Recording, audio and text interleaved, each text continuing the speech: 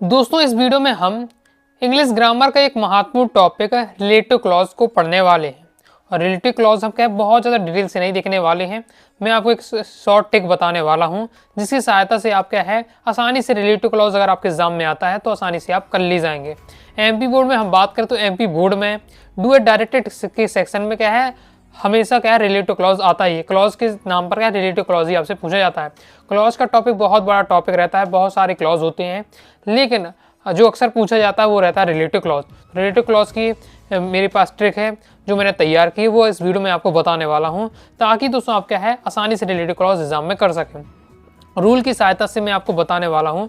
पहले आपको क्या रूल की सहायता से हेल्प लेकर आपको है प्रैक्टिस करना है। चलिए देख लेते हैं। तो रूल हम देख लेते हैं। जब मैं आपको रूल बताऊंगा अभी पढ़ूंगा तो आपको कुछ समझ में नहीं आएगा तो आपको टेंशन नहीं लेना है। जब मैं आपकी प्रैक्टिस कराऊंगा तो धीरे धीरे आपको ऐसी चीज़ें समझ में आने लगेंगी।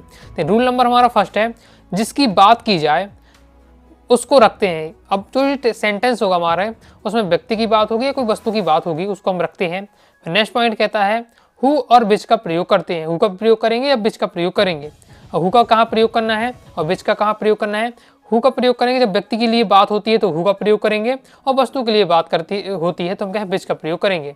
नेक्स्ट रूल है हमारा, जिस सेंटेंस में कोई काम हुआ हो उस सेंटेंस को रखते हैं परंतु कोई भी शब्द दोबारा ना आए।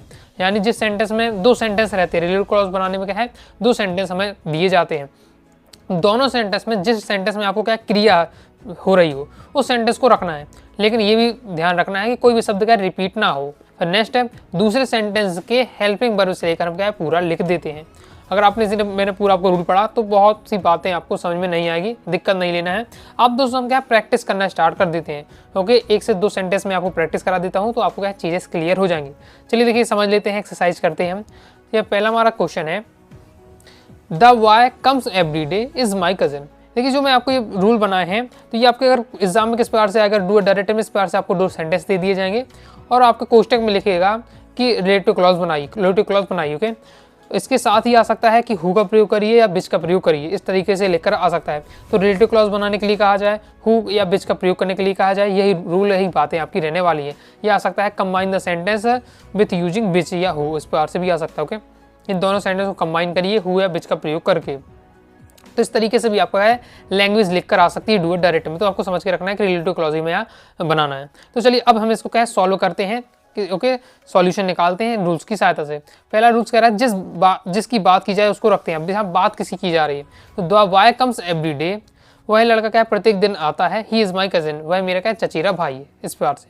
तो यहाँ किसकी बात हो रही है तो उस लड़के की बात हो रही है। तो आपको क्या लिखना है सबसे पहले, तो आपको लिखना है द वाई। कितना क्या लिखना है द वाई, क्लियर है। इसके बाद नेक्स्ट हमारा कह रहा है पॉइंट है हु और बिच का प्रयोग करते हैं।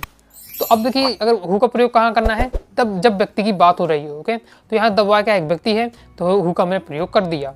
इसके बाद जिस सेंटेंस में कोई काम हुआ हो उस सेंटेंस को रखते हैं। तो दो सेंटेंस हमारे जिसमें कुछ क्रिया हुई हो, ओके, उस सेंटेंस को मैं रखना है। The voice comes every day, लड़का प्रत्येक दिन आता है। ही इज माई कजिन, वह मेरा चचेरा भाई है। तो काम किसमें क्रिया किसमें हो रही, आना। कम्स क्या है, कम क्या है हमारी क्रिया है, वर्ब है। तो इसमें हमारी क्या है क्रिया है। ओके, इसमें इस वाले सेंटेंस हमारी क्रिया है, यानी इस सेंटेंस को हमें रखना है। लेकिन कोई भी शब्द क्या है रिपीट नहीं होना चाहिए, कोई भी शब्द क्या रिपीट नहीं होना चाहिए। देखिए तो हम लिखेंगे द वाई से स्टार्ट करेंगे, लेकिन द वाई तो पहले आ चुका है इसलिए द वाई नहीं लिखेंगे, सीधे लिखेंगे कम्स एवरी डे। क्या लिखा, comes every day. The Y क्यों नहीं लिखा, क्योंकि रूल कहता है हमारा कि कोई भी शब्द का रिपीट नहीं होना चाहिए, क्लियर है। फिर दूसरा सेंटेंस जो हमारा बच रहा है, जो भी सेंटेंस हमारा दूसरा बच रहा है उसको हमें पूरा लिख देना है हेल्पिंग वर्ब से लेकर। He is my cousin, he is my cousin. इसमें हेल्पिंग वर्ब कौन है, इज है। Is, am, are, was, were, shall be, will be, shall will, ये सब आपकी क्या होती हैं हेल्पिंग वर्ब होती हैं। तो हेल्पिंग वर्ब से लेकर हमें जो पूरा सेंटेंस लिख देना है। तो ही ये आपका हो जाएगा, ही हट जाएगा आपका इज माई कजिन से आपको हो जाएगा। तो ये हमारा कंप्लीट हो जाएगा।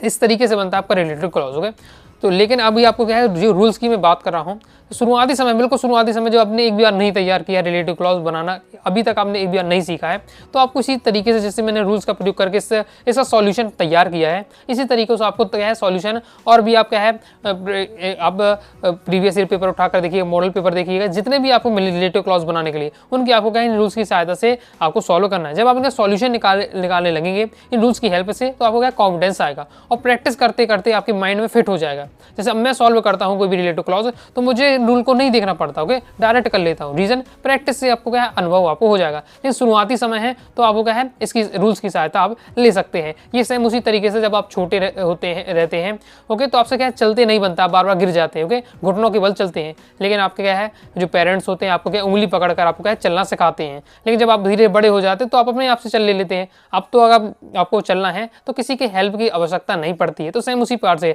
शुरुआती बिल्कुल समय है तो आपको रूल्स की हेल्प लीजिए, बाकी फिर अपने हिसाब से आपका दिमाग चलने लगेगा। चलिए को नेक्स्ट में प्रैक्टिस करता है। ही बॉट अ बैग, उसने एक बैग खरीदा था।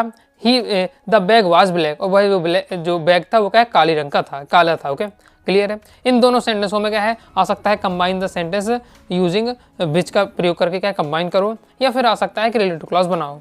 चलिए देख लेते हैं किस तरीके से होगा। तो पहला हमारा पॉइंट कहता है जिस वस्तु की बात हो जाती है, जिसकी बात हो रही है उसको रखना है।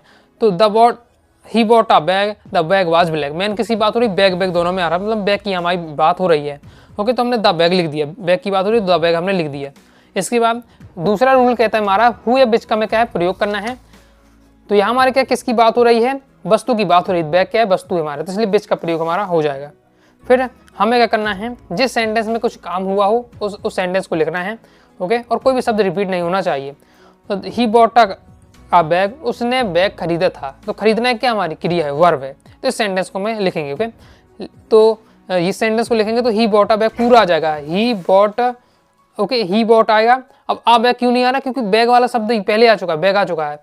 रूल यही कहता है हमारा कि सेंटेंस जिसमें काम हुआ उसको रखना है, लेकिन कोई भी शब्द रिपीट नहीं होना चाहिए। तो ही बॉट लिखा हमने, आ बैग नहीं लिखेंगे क्योंकि हमने आगे ही पहले बैग का शब्द यूज कर लिया है। फिर दूसरा सेंटेंस हमें जो बच रहा है उसको लिख देना है हेल्पिंग वर्ब से लेकर। दूसरा सेंटेंस हमारा क्या है, दूसरा सेंटेंस है the bag was black, the bag was black, okay.